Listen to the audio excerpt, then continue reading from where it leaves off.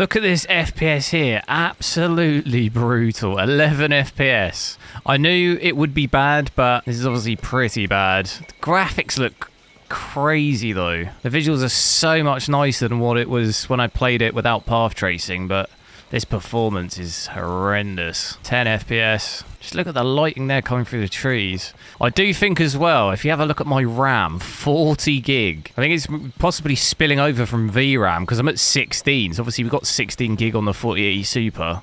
So that's another huge issue too. Obviously at 4K, going to be completely unplayable like this. Now I've switched down one setting, this setting here, texture pool size. I've switched from Supreme to very Ultra, and it seems to have helped me out a huge amount. We've gone up to about 18, seeing at most 20 FPS, where we saw lows of almost 10 FPS with it set to Supreme. And it also seems to have fixed my power usage. That looks like it's back up to where I would expect it to be. My RAM is now just under 20 gig. It's not 40 gig anymore. So it seems to be a lot nicer, although our FPS is obviously still really low. It's massively helped it out. That's a huge difference. And the game still looks insane. Look at this light coming through here.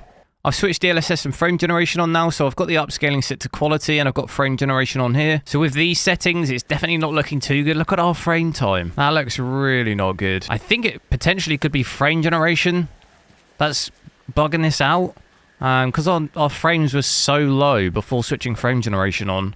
I think that's potentially what could be causing this issue, because we're actually getting less FPS than what I was getting before I switched frame generation on. I'll test my theory out. If we switch frame generation on, we should I'll leave the DLSS quality on, and we should see it, well, that'll at least determine whether that's maybe the issue, which, yeah, looks like it is. Can't have frame generation on at 4K with path tracing here, likely because the FPS is so low. It's just, I guess, bugging it out.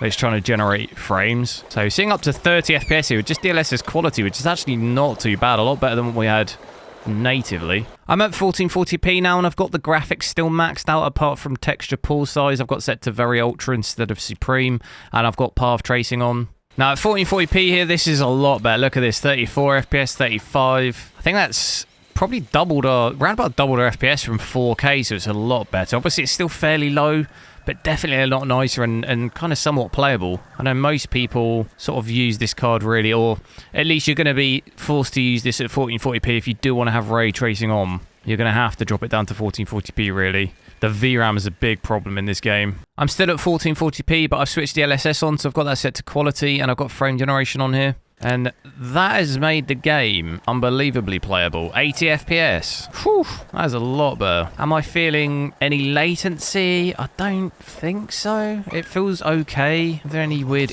image issues? I can't really see too much going on. Doesn't look quite as crisp. But 80 FPS, that's crazy compared to what we were at. If we have a look at, if I switch frame generation off and just see it with DLSS quality, going to be round about 60, isn't it? Yeah, so if you, I know a lot of people aren't too keen on using frame generation. You could run it like this. You're still going to be looking at 50 to 60 FPS. If you've enjoyed this video, click one of the videos on the screen now to see me testing more GPUs, and I'll catch you next time.